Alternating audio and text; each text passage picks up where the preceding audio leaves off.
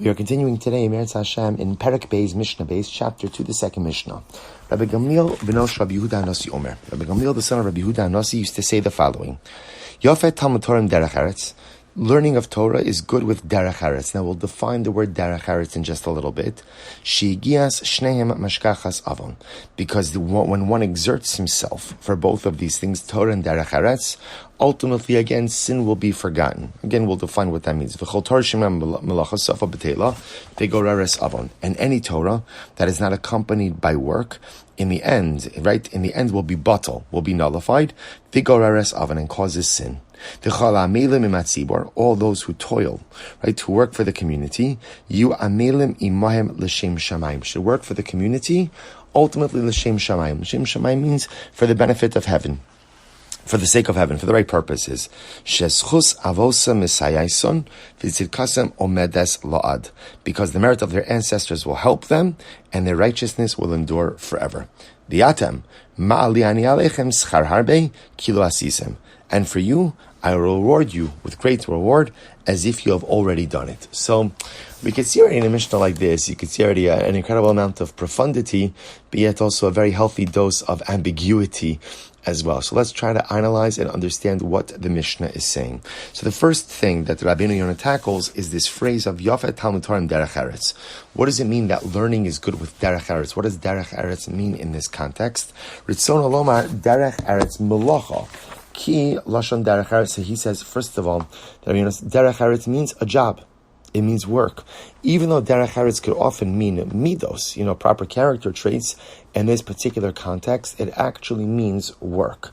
Now, what's the idea? So therefore, the first thing Rabbi Gamliel is telling us is learning of Torah is beautiful with work. What does this mean? Why? Or I should say why?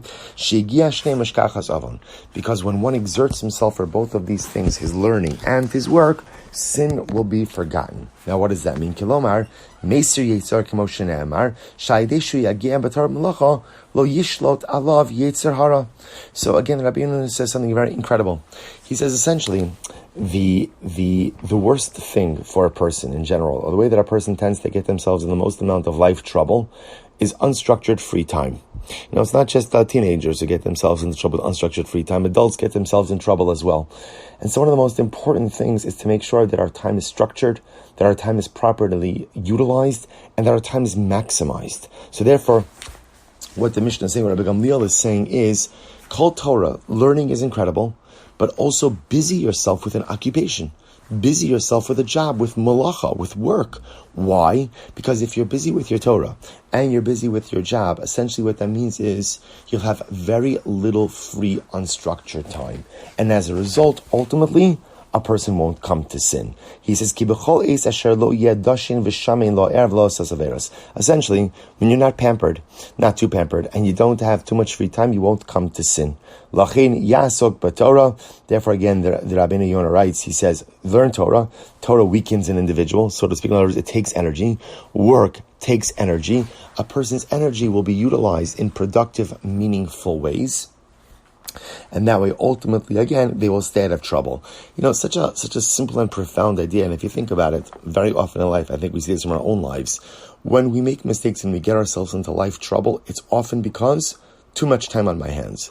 If I'm busy and I'm productive, the truth is more often than not, I'm not sinning.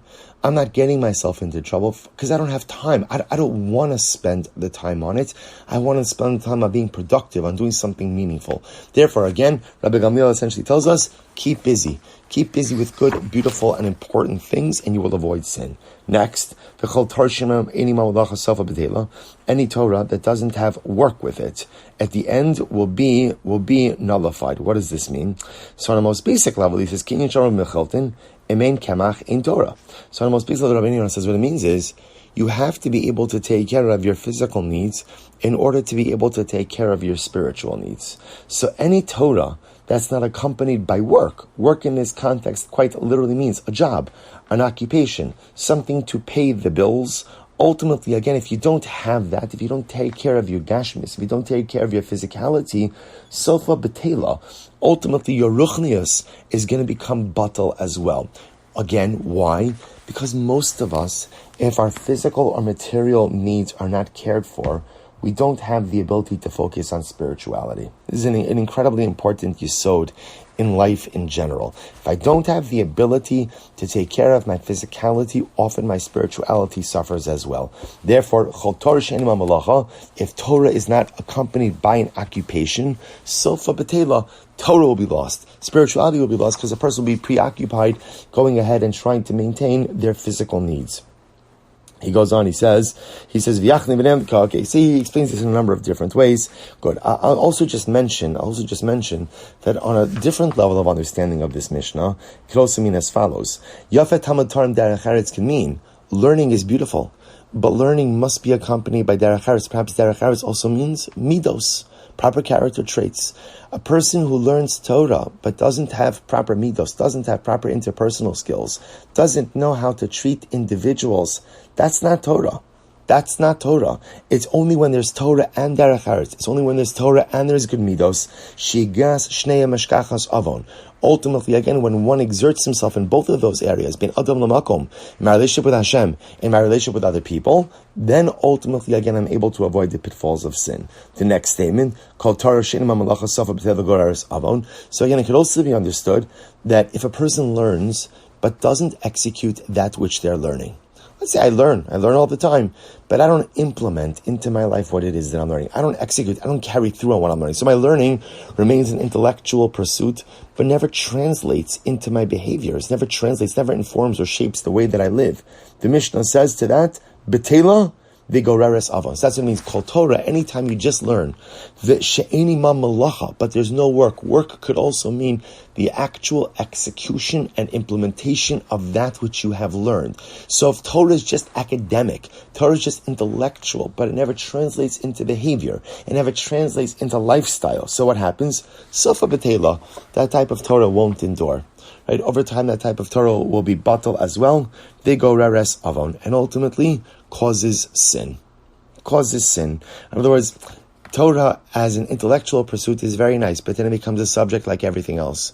The power of Torah is its ability to shape who we are and how we live. That's the ultimate goal.